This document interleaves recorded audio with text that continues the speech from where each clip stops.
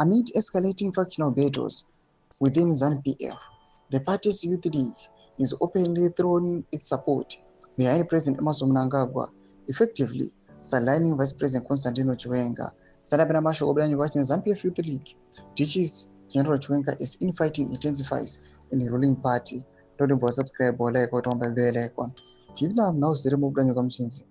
The move exposes deepening divisions in the ruling party and signals that internal power struggles may be taking precedence over genuine youth development.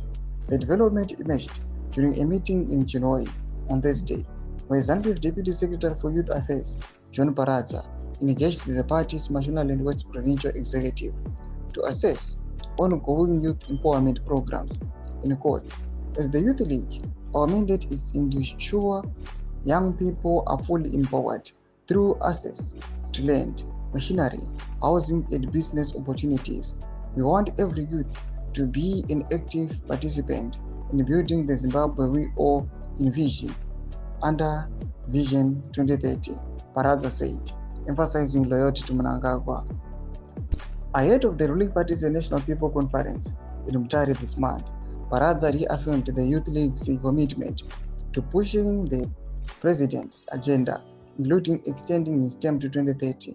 We are fully prepared for the National People's Conference, said from Mutare.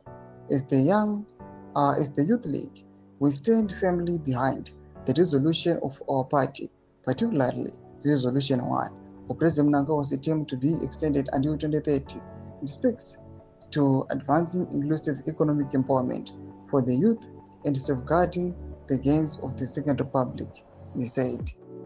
While the Youth League praised the government's youth empowerment programs, critics argue the initiatives are being used as political tools to consolidate power for Mnangagwa and weaken Chiwenga's influence within the party.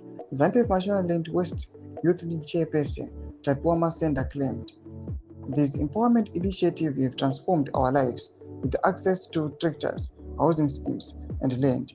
We are now able to create employment ourselves and contribute meaningfully to the province's development."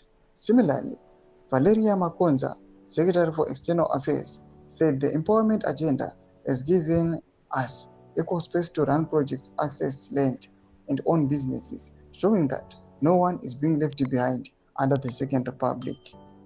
Observers, however, warn that while these programs claim to foster development, they are being leveraged to deepen factional divides within ZANU-PF, raising questions about the future stability of the ruling party as infighting escalates. Toma Shkwari Popangwa in Tuna Youth League, I support mtukamiri wenyika. Bila comment section medu zamafungulo aimbo tukulipa msoro pechituko ichi. So subscribe or like, cheto on the bell icon.